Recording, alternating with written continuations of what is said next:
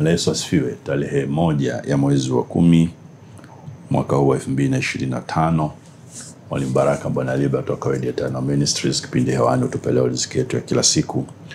Na hapa tulikuwa tunaangalia kwa siku kadhaa kanzu ya Yusufu na mafanikio ya kiuchumi. Fuatilia vipindi vyetu vya kuanzia labda tarehe 26, tumeongea mambo kadhaa mengi kuhusiana na kanzu ya Yusufu, ikiwemo tofauti kati ya kanzu na joho.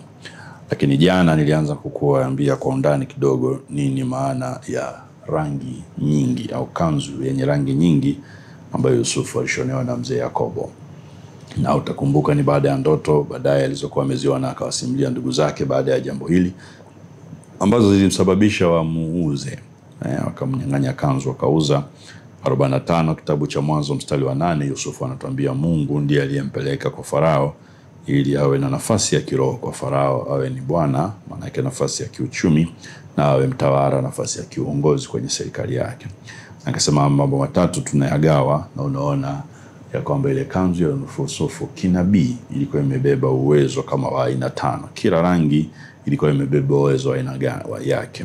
Biblia ituambia zilikuwa rangi ngapi, lakini ilikuwa kanzu yenye rangi nyingi. Kila rangi ilikuwa imebeba tafsiri ya uwezo ambao Yusufu amepewa kiroho.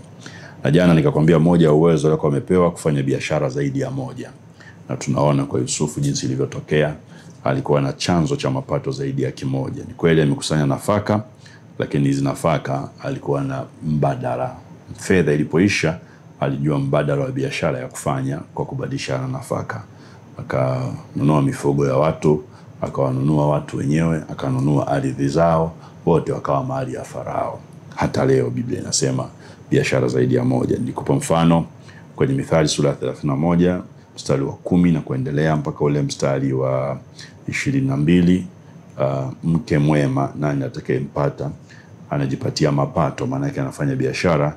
Tukawa na biashara kama 4. Biashara ya kufumaji ya sufu na kitani, anasokota kwa mikono yake, anatengeneza mazulia. Anaagiza chakula toka mbali kwa merikebu za biashara, maana yake anafanya importation au trading kwa njia ya importation.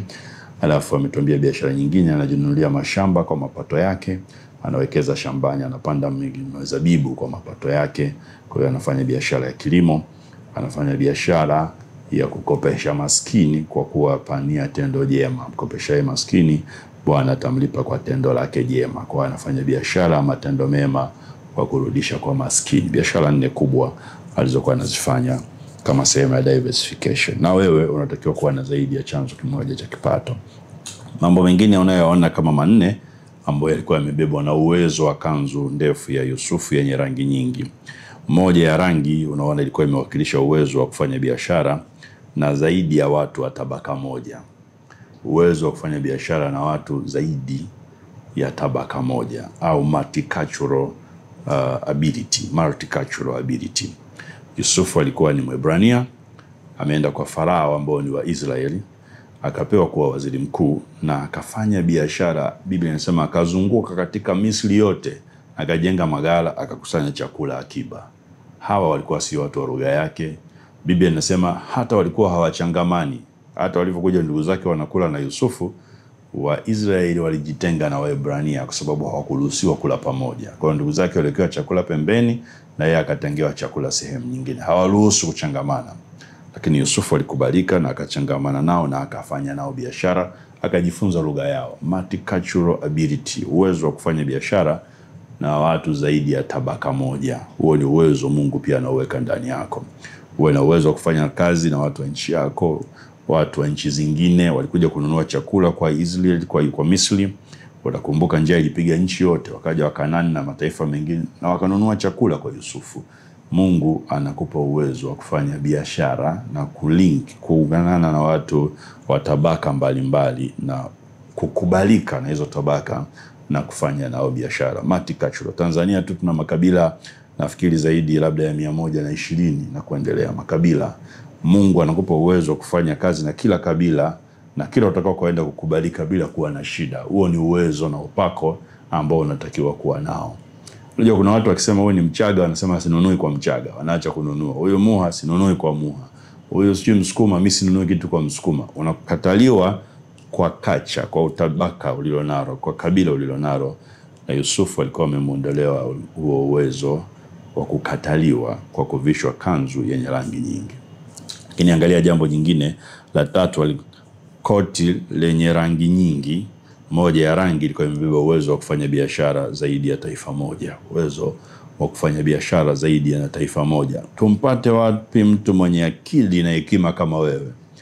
Maana yake alikuwa na uwezo wa tofauti ndani yake. Lile koti alilovalishwa lilikuwa limebeba hiyo baraka. Na unaona kwenye sura 49 mzee Yakobo anavyobariki watoto wake, bado ile baraka ilibaki kwa Yusufu. Kitu kile alibakishiwa. Kwa hiyo unaona Wakanaani walikuja kununua chakula Misri, naamini na mataifa mengine walikuja kununua, na bado akaleta utajiri Misri. Kwa nini?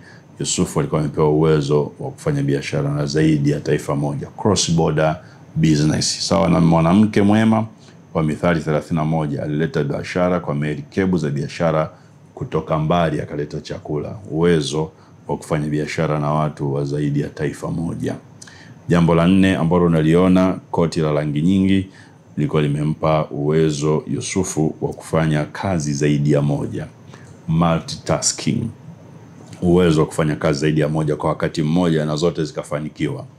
Mwanzo sura 45 mstari wa 8 ambao tumesoma, Mungu amenileta huko, amenifanya kuwa baba kwa Farao, kiongozi wa kiroho wa taifa la Misri. Unakumbuka akapewa na kuoa mke wa kuhani wa Oni, ambaye kimsingi hakuwa wa Mungu wake, lakini kwa sababu alikuwa ni kuhani kiroho, naona Farao akaona ampe mkewe. Baba, uwezo wa kuongoza taifa la Misri kiroho ulikuwa kwenye mabega ya Yusufu. Kama bwana mali, alikabidhiwa mali zote za Misri. Unakumbuka mpaka Farao akampa pete yake ya muhuri. Kila neno lilofanyika la kiuchumi lilikuwa kwa Farao. Watu walivyompigia kelele lilikuwa kwa Yusufu. Watu walivyompigia kelele, Farao nakufa njaa, tupe chakula, aliambia nendeni kwa Yusufu. Amenifanya kuwa kama mtawala. Unaona alikuwa waziri mkuu, alikuwa kiongozi wa pili kutoka kwa Farao kwenye taifa la Misri. Sio jambo jepesi kufanya kwenye nchi ya ugenini. Kwa hiyo unahitaji uwezo na upako wa kipekee wa kufanya. Na watu wakakaa kimya, kusiwe na mapinduzi, wasikupinge, wote wakubali ya kwamba wewe ni waziri wetu mkuu na wanajua sio mtu wa taifa lao. Jambo gumu kweli kweli, lakini Yusufu aliweza kwa sababu upako uliokuwa kwenye kanzu aliyoshonewa yenye rangi nyingi, moja ya rangi ilikuwa inabeba uwezo wa kufanya biashara zaidi ya moja na kufanya kazi zaidi ya moja, na zote zikafanikiwa. Kumbuka alivyoenda kwa Potifa, Biblia inasema alivyokaa kwenye nyumba ya Potifa vitu vyote vya Potifa vilistawi. Alivyoenda gerezani vitu vyote vilistawi, hata akawa mnyapara, akawa mkuu wa wafungwa, kila kitu kinastawi. Uwezo wa kumultitask na vitu vyote vikafanikiwa. Uwezo wa 5 unaoona umebebwa na hili koti au kanzu ya rangi nyingi, uwezo wa kupitia changamoto mbalimbali wala asitende dhambi, akabaki na Mungu wake. Uwezo wa kupitia changamoto mbalimbali wala asitende dhambi, akabaki na Mungu wake, ulibebwa na ile nguo aliyovikwa, kanzu yenye rangi nyingi. Moja ya rangi, uwezo wa kupitia changamoto wala asitende dhambi. Ndugu zake wamemuudhi, wamemtupa shimoni, wamemuuza kwa wafanyabiashara. Anakutana nao baadaye, anasema msio na wasiwasi, sio nyinyi mliofanya, ni Mungu aliyenileta. Uwezo wa kuona. Ameenda kwa Potifa, mkeo amemtamani, anataka kuzini naye, amekimbia, ameonewa, ametupwa gerezani, hamlaumu Potifa. Ametupwa gerezani, amewasaidia waonyeshaji na mwokaji wa mfalme, wametolewa gerezani.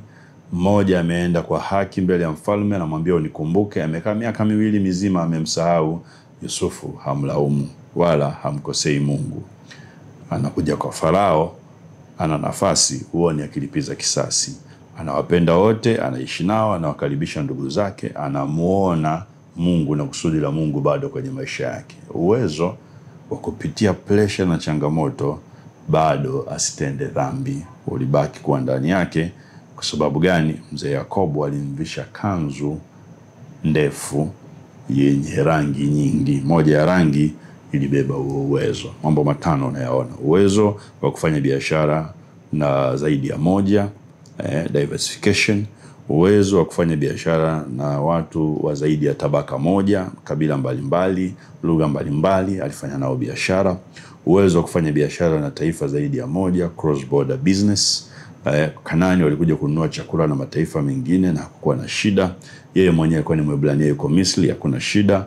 Uwezo wa kufanya kazi zaidi ya moja, multitasking. Baba wa kiroho wa Misri, bwana kwa mali ya Farao, mtawala katika serikali, na zote zikaenda bila kuwa na shida, kufanikiwa kila eneo alilofanya. Kwa Potifa kila kazi iliyoenda ilifanikiwa, gerezani ilifanikiwa. Uwezo wa kubanwa na pressure mbalimbali, changamoto mbalimbali alizopitia, bado asimtende Mungu dhambi. Bado akasema, nimtendeje Mungu wangu dhambi kubwa namna hii?